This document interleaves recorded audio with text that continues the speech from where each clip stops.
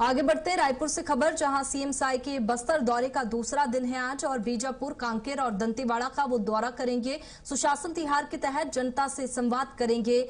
बता दें कि विभिन्न विकास कार्यों का जायजा लेंगे। 10 जून तक सुशासन तिहार चलेगा। सुशासन तिहार के तहत लगातार सीएम साई खुद भी एक्टिव दिखाई दे रहे हैं। बस्तर दौरे का आज दूसरा दिन है। ऐसे में बीजापुर, कांकेर और दंतेवाड़ा का वे दौरा करेंगे। सुशासन तिहार में जनता की समस्याओं का समाधान किया जाएगा। वहीं लापरवाही बरतने पर भी कहीं न कहीं कार्रवाई देखने को मिल रही है। लगातार राहुल हमारे साथ में बने हुए हैं।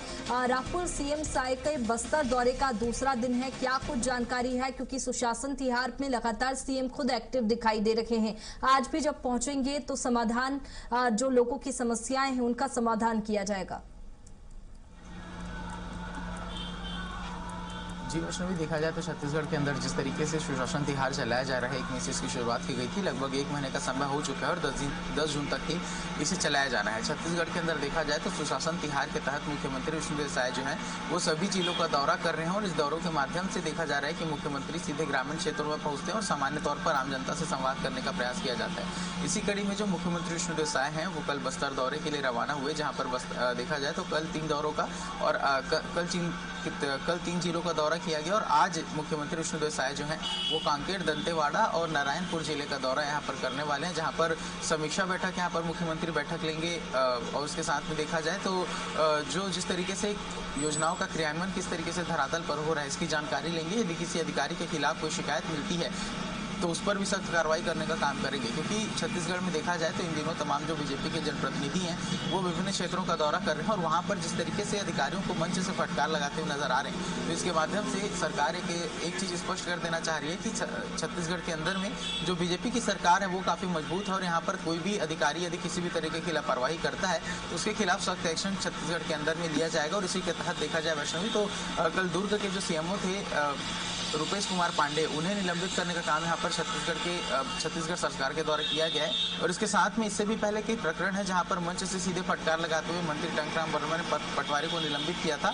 ऐसे तमाम विषयों के बीच में देखा जाए तो छत्तीसगढ़ के अंदर मुख्यमंत्री विष्णुदेव साय की जो सरकार है वो एक चीज स्पष्ट करना चाह रही है कि छत्तीसगढ़ के अंदर की जो साय सरकार है वो स्पष्ट तौर पर एक सख्त है, अपने निर्देशों को पालन कराने के लिए पूर्ण तरीके से सशक्त है और यदि कोई भी जनता के हितों के कॉम्प्रोमाइज करेगा तो उसके खिलाफ जो छत्तीसगढ़ सरकार है वो जीरो टॉलरेंस नीति के तहत कर रही है और कड़ी जो कार्रवाई है वो यहाँ पर देखिए 10 जून तक सुशासन तिहार चलेगा और ऐसे में सीएम खुद भी एक्टिव दिखाई दे रहे हैं। आज भी वे पहुंचेंगे और लोगों की समस्याओं का समाधान होगा। राहुल, और भी जानकारी आपसे लेंगे, बने रहिए आप।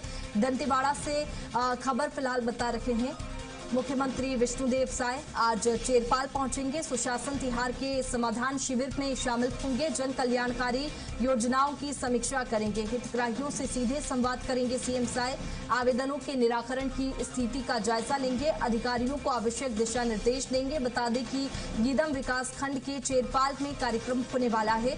सुशासन और जन समस्याओं के समाधान पर फोकस रहेगा। जन समस्याओं के समाधान पर सीएम का फोकस है और इस दौरान वे चेरपाल पहुंचेंगे। चेरपाल में कार्यक्रम होगा जहां जनता की समस्याएं सुनेंगे, क्योंकि समाधान शिविर लगेगा।